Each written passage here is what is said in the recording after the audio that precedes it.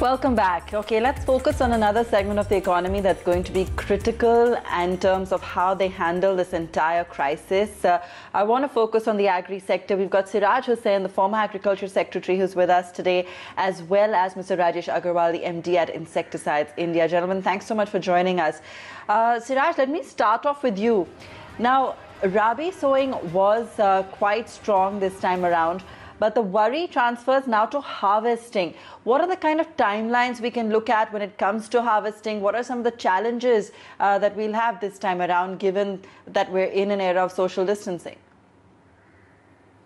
In several states in Western India, harvesting has already peaked. In Madhya Pradesh, Gujarat, for example, harvesting has already started, and in fact, in many cases, most of the crop has been harvested. In Punjab and Haryana, we should expect harvesting in about a week's time. I think availability of labor is going to be a problem, and movement of harvesters from Punjab and Gujarat, from Gujarat and Madhya Pradesh back to Punjab.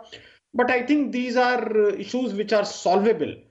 And I'm hoping that procurement will also take place at a good level. So as far as the crops which are procured, as far as they are concerned, there should not be much of a problem. But the real problem is for the crops which are not procured.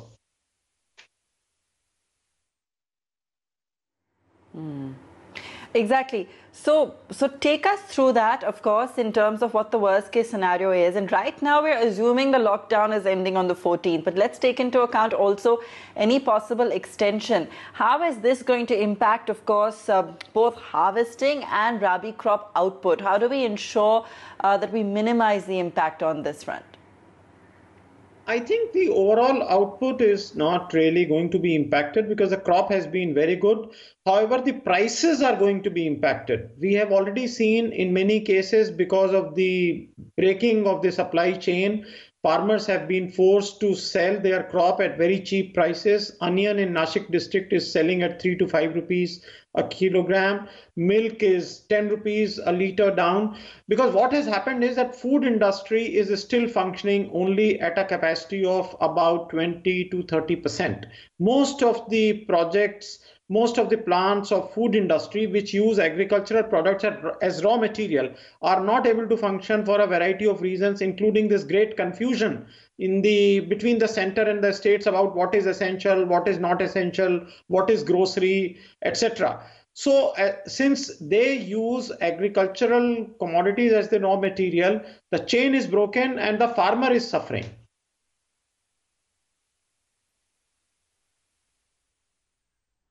Rajesh, I wanted to get in your take then. Could you give us a sense as to what is happening right now with the situation in India? We were talking about the worries transferring really to harvesting. What is it that you're experiencing right now with respect to the laborers, the overall timelines, and what is the situation like on ground? Difficult situation actually, because the manpower movement has taken place. And as it was rightly being pointed out that there may be certain delays in harvest and farmer is finding it difficult to sell the crop because of the breaking of the logistics and the supply chain. So this is happening. But overall the crop was good, Rabi, because good rains. But now thunderstorms are expected in India, which might spoil the crop a little, because this type of news has already started from some parts of country that the rain is spoiling the crop. So there are two headaches. One is to harvest and another is to take it to the market at the right price. And even for the second crop, like the first Kharif crop is rice. Popularly, it is transplanted in India. So finding the manpower for even transplant is going to be a little difficult. So this year we may see a certain shift from the transplant to direct seeding. So these type of changes may take place, because definitely it is for sure that there will be shortage of manpower for agriculture also.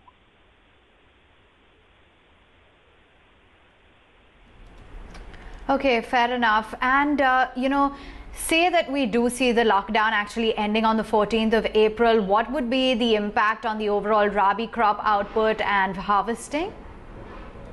Farmers are allowed to do the harvest, but yes, local problems are there, like police is very, very strict in many areas, so harvesting is being delayed. If it opens on 14th, yes, the things will start, but still, even if the lockdown opened, the movement is not sure because the people who have gone down to Bihar or eastern part of UP or other eastern states, the return may be very difficult. In some other states like South India, where the manpower is local, it may be a little easier.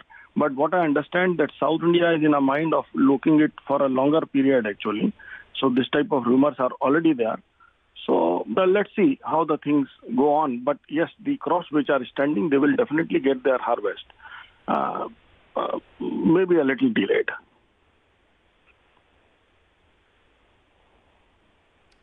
Siraj, I wanted to get in your take because as of now, the farmers are finding it very difficult in order to sell the harvested produce in the open markets and to the government. And there seems to be quite a severe credit crunch as well in terms of inventory for the farmer level. That also seems to be rising. The mandis are drying up. So how do you think one can really overcome all of these challenges?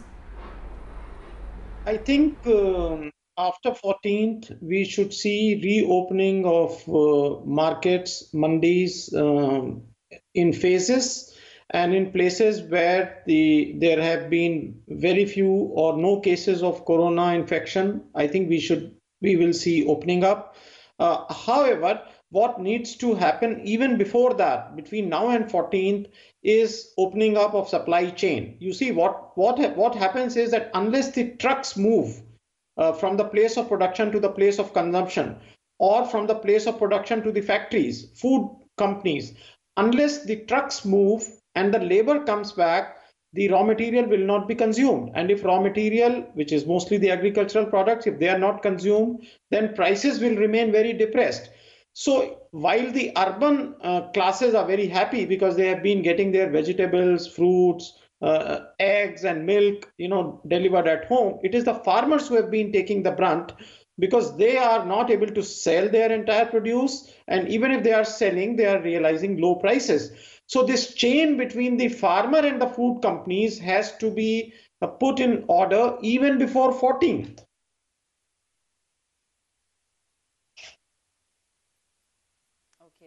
Okay, makes sense, Siraj, and that's really the core issue that we're looking at then. Thanks for pinpointing that.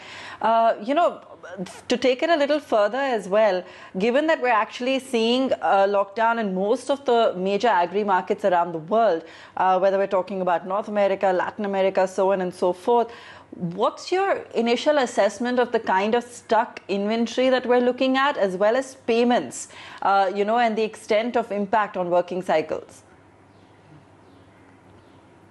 I think India is very well placed as far as our production is concerned. We are largely self-sufficient. Our import of palm oil has gone down because of the closure of restaurant and eating out sector. So that is not an issue. We are not really going to see any shortage as such, shortage of production. Basically, the challenge is coming due to the disruption of supply chain.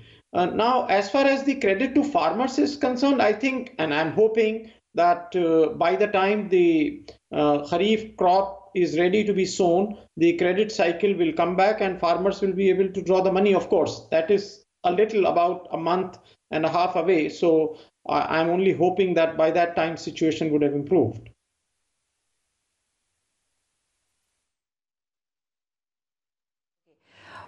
What is the impact you see, post the lockdown and pre-monsoon, but what's the impact that you see in terms of immediate implication on inflation, for example, on demand, on suddenly the supply chain coming back online? I mean, do you see this smoothening out, or do you see perhaps further challenges in the mid to sort of close to medium term before we actually see the situation stabilize?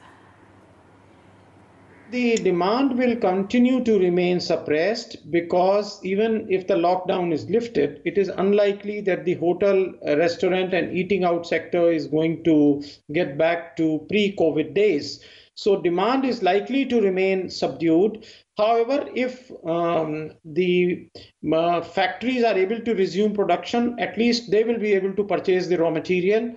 and the prices may recover a little bit. But in two sectors, some governments have done a good job. So, for example, the fertilizer companies are running to their full capacity, normal capacity. So I'm given to understand that there is going to be no problem as far as availability of fertilizers for Kharif crop is concerned. That is well done.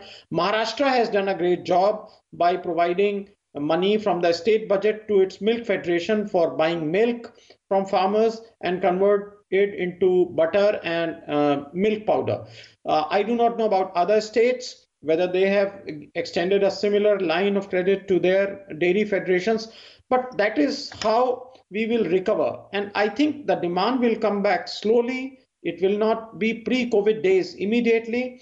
But if we are able to smoothen the supply chain, I think both the farmers, the food markets, and the consumers will benefit. And lastly, what is happening is that because of this low capacity utilization of food companies, just about 25 to 30%, we may see shortage or non-availability of processed food. For example, noodles may not be available, pasta may not be available. Somebody may say that these are not essential foods. But supposing there is a senior citizen living alone in his house without a maid, without any help, he survives on noodle, he survives on biscuits. So this whole debate about essential, non-essential, in my view, is totally illogical. And the government should allow movement, storage, warehousing, production of all food of all kinds.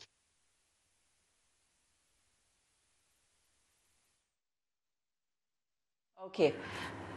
Siraj, Rajesh, thank you so much for joining us on the show today. Also critical to understand how the back end is working and how those supply challenges will be addressed. We're going to take a very quick break on that note. Back with more on the other side.